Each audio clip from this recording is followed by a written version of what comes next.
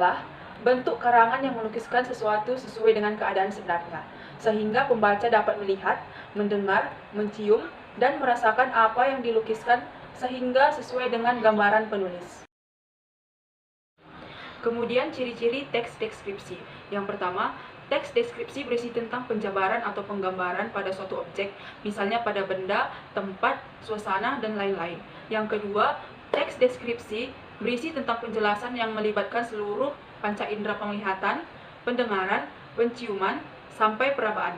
Yang ketiga, teks deskripsi berisi tentang pemaparan dan ciri-ciri fisik dan sifat suatu objek dengan secara rinci dan jelas. Yang keempat, teks deskripsi membuat pembaca seolah-olah bisa merasakan bahkan mengalami langsung kejadian yang digambarkan di dalam suatu teks.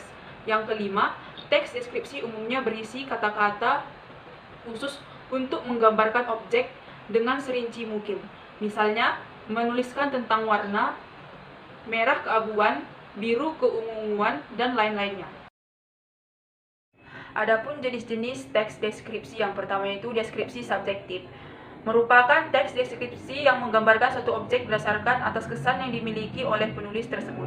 Kemudian, deskripsi spatial merupakan teks deskriptif yang hanya menggambarkan objek seperti tempat, ruangan, atau suatu benda.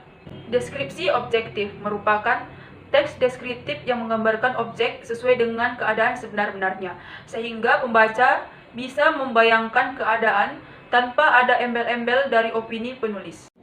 Deskripsi imajinatif merupakan teks yang berisi tentang gambaran atau lukisan suatu tempat berlangsungnya suatu kejadian. Penggambarannya harus dilihat dari berbagai segi sehingga tempat tersebut bisa tergambar dengan jelas dalam pemikiran pembaca maupun perasaannya. Deskripsi faktual merupakan teks deskripsi yang menggambarkan suatu objek baik halal maupun orang dengan mengungkapkan identitasnya apa adanya sehingga pembaca bisa membayangkan keadaan yang sebenar-benarnya. Kemudian ada struktur teks deskripsi. Yang pertama yaitu identifikasi. Artinya, tahapan awal yang berisi gambaran umum terhadap objek yang ingin disampaikan oleh penulis. Misalnya, mencari objek berdasarkan lokasi, sejarah, makna nama, dan pernyataan umum. Kemudian yang kedua ada deskripsi.